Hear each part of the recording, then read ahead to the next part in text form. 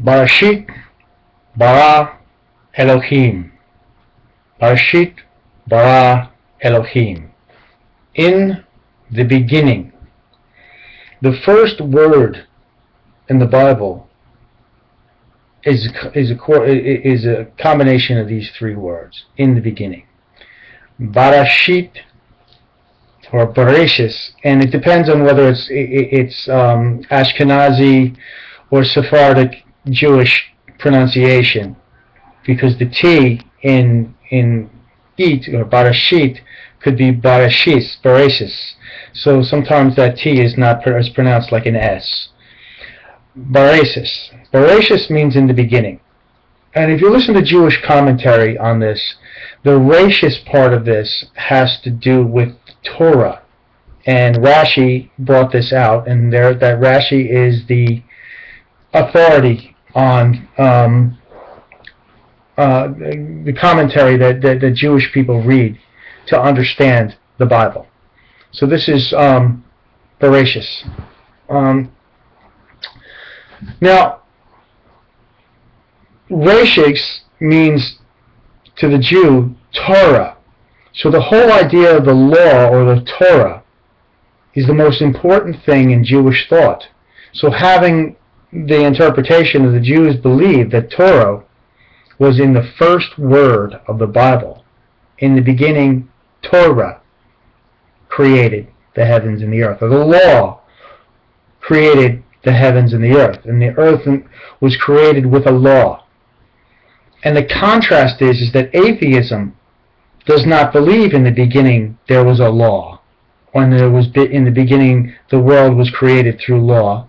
Indeed, atheism believes that the world was created by chance, without a God.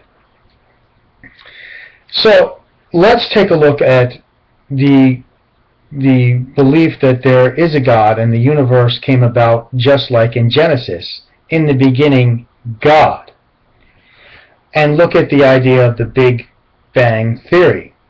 If all things in the beginning were created by God, and God creates things out of nothing, then there was nothing, and then all of a sudden, poof, everything came about.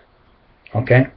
The atheist believes that there was nothing in the whole world, and this is what evolution teaches. Everything in the universe was all compressed into such a small thing that actually was as small as nothing and exploded. So the atheist believes that the world came about out of nothing without a God. And the Jews believe, and the religions that believe in creation, believe that the world came about from nothing by God.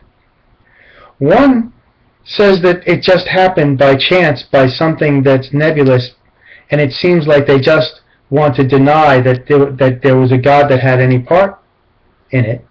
And the other one saying that there had to have been a creator that made everything, and this world has complexities, and there had to be somebody who made it. Hence the idea of like if there's a watch, then somebody had to make the watch that ticks. And then the idea of the blind watchmaker that came about out of nothing, that seemed to be just denying that there's a God altogether and wanting to push that point. And so this does not make the idea of atheism shine in any good light. So and now the whole thing is that, well, now how can we nail down whether or not there is a God or there isn't a God? But on its surface, just the beginning of the argument shows that there has to be a God.